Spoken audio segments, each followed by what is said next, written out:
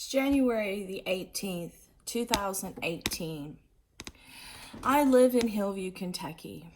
I've been a victim of some secret group of killers that like to use the name Killer Clowns, Watchers, the Hunt Club. They leave satanic things in my house. They come on my property. They torture me with military type weapons. And now they've made me so blind. I can't read like magazines. I can't read menus. I can't read street signs, and they're attacking me worse. And they're telling me to keep writing and be a slave. They made me a slave for 20 years, and they were doing terrible experiments on me in my home here in Bullitt County in the occult.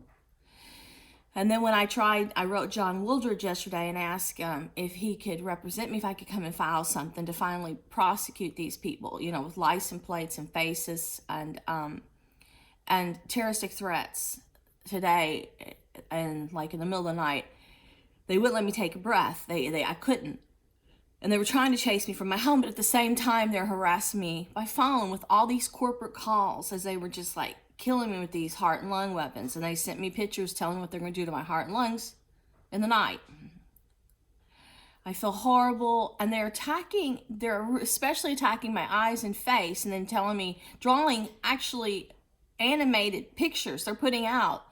They said of me before and after, and recording how they're destroying me, my home, and sharing it with this dark group for some kind of satanic thrills.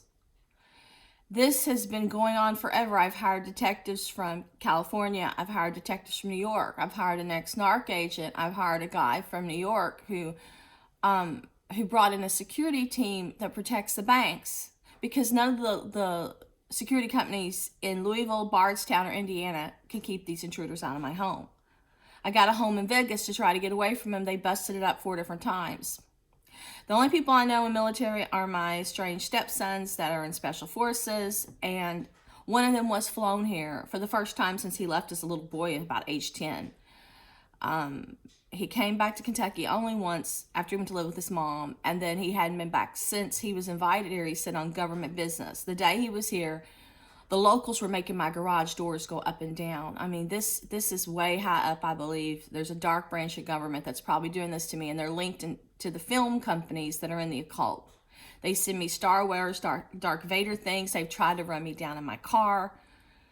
But I'm making this video because they don't want me filing anything with their faces and the people that stalk me. And this is Saturday, January the 18th. But they're trying to run me from my home. We've paid for our home.